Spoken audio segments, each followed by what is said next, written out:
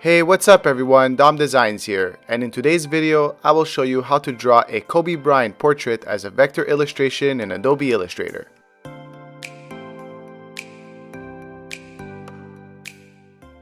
As always, if you're into Adobe Illustrator drawing tutorials, then please consider subscribing to my channel and hitting that bell icon so you don't miss an upload.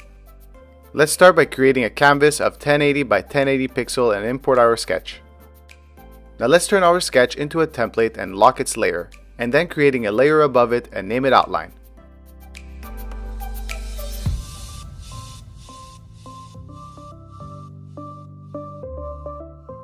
For this, I'll use a black stroke with rounded caps and corners. Now let's dive into it. To begin, I'll start by tracing out the character's face using a combination of the pen tool and basic shapes. When I'm drawing faces, I like to start with one side only. The reason for that is because the image is symmetrical, we will be able to copy it over once we're done. I also like to make sure that when I'm using the pen tool that I overlap all of my lines, and I'll explain that right now. As you can see, since our lines are overlapping, I'll be able to select them both and go to the Shape Builder tool. I can then carefully option click on these two lines to delete them. Now since these two lines are separated, I'll select them both and go to Join. You could also do Command or Control J to join any path. Now let's move over to the ear. For the ear, I'll start by using an ellipse tool, which I'll place carefully. Once I'm happy with the rotation, I'll use a Shape Builder once again, and I'll carefully click on the line inside the face to delete it. Alright, now let's draw the inside of the ear. I'll start by drawing a straight line with the pen tool inside the ear. Then, to curve it, I'll select the curvature tool and click and drag to curve the stroke perfectly. I'll do this a few more times to complete the ear. Once we're done with this, I like to make the strokes look a little bit more interesting by tapering them in. For that, I'll select the stroke and bring up the Width tool, which is Shift W on your keyboard, and I'll click and drag different parts of the stroke until I get something I like. I'll do this for the other parts of the ear as well. Let's then select these strokes and go to the stroke panel and make sure that they are at 7 points thickness.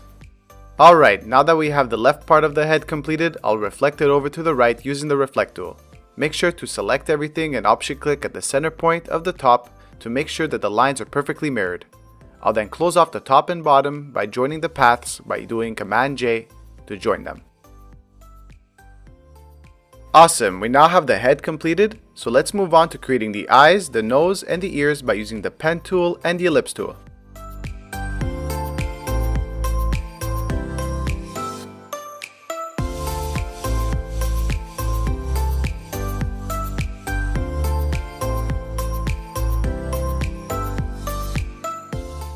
Let's also make sure that we're going to taper in our lines using the Width tool once more. As you can see, it just makes everything look much better.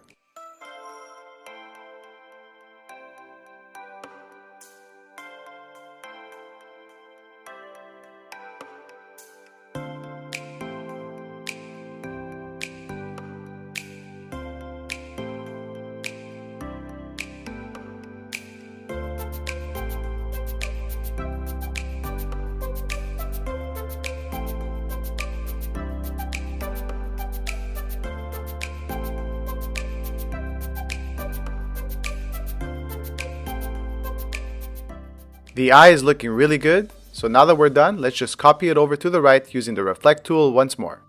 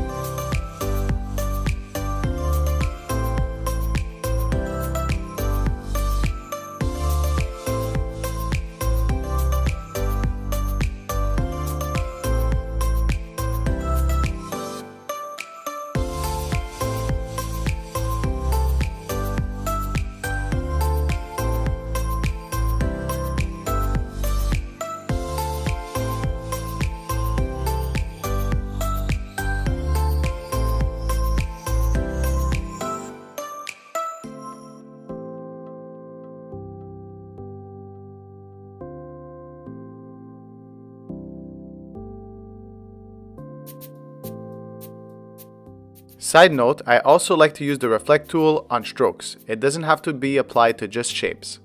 Just make sure to join the paths at the center by using Command J or by right clicking to join to make sure that you have one consistent path.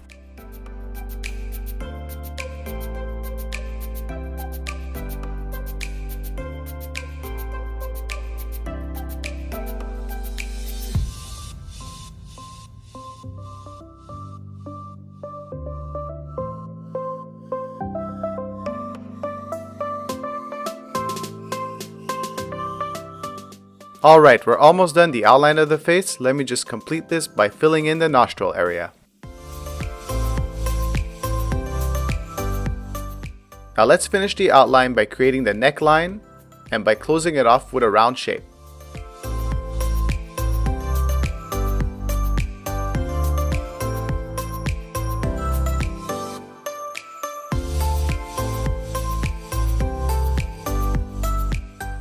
We're done the outline, and now I'd like to set where the shadows will be placed.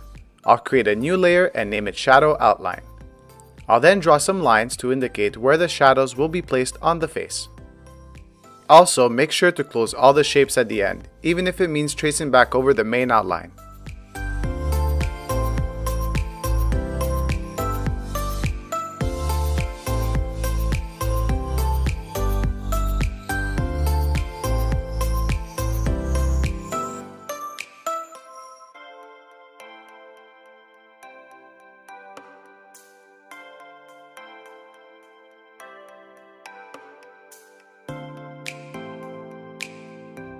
Since our light source will be coming in from the right side, I'll be closing off the shape of the shadow towards the left side.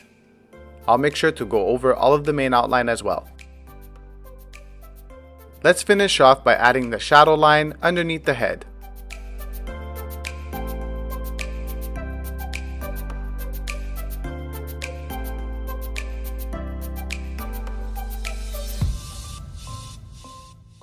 Great, now I'll be adding the base color to the illustration.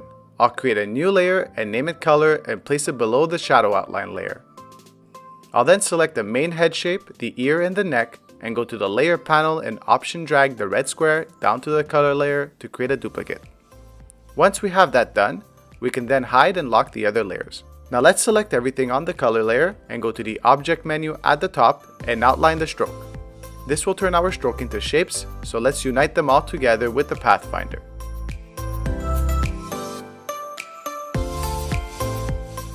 Finally, we will right click on our image and release the compound path, and as you can see, everything goes black. That's alright, because if we click and delete the outer shape, you will see that we have individual shapes for the head, the ear, and the neck. Now all we have to do is give it a gray color for visual purposes and unhide the Kobe outline layer. I prepared in advance the skin colors as swatches, so I'll change all of the gray colors to this nice soft brown.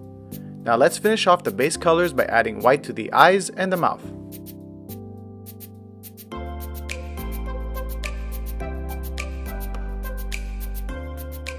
Awesome, now here comes the beauty of having your shadow shapes prepared on its own layer.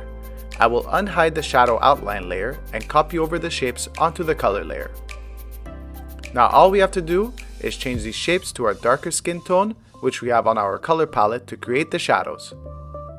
Finally, let's make sure to hide or delete the shadow outline layer. Since I forgot to create the jaw shadows, I'll just create them now and apply the same trick.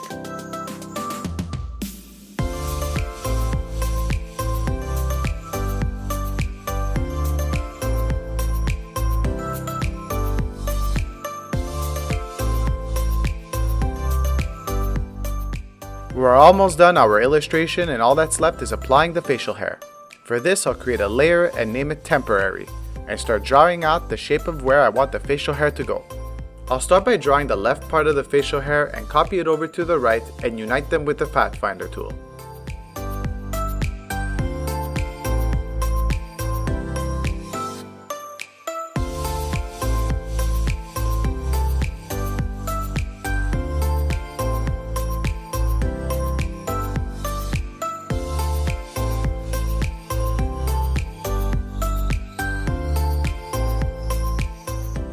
I'll then create another shape going around the lips.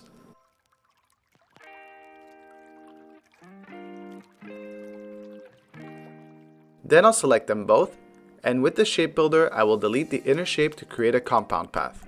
Finally, all we have to do is move this shape over to the color layer and give it a black fill with a dimmed opacity to create the effect of a facial hair. And there you have it, everyone. This is how I create a symmetrical vector portrait of Kobe Bryant in Adobe Illustrator. I hope you enjoyed this video, and let me know in the comments below your thoughts and if you'd like to see more of these. Take care, everyone, and see you in the next video. Cheers!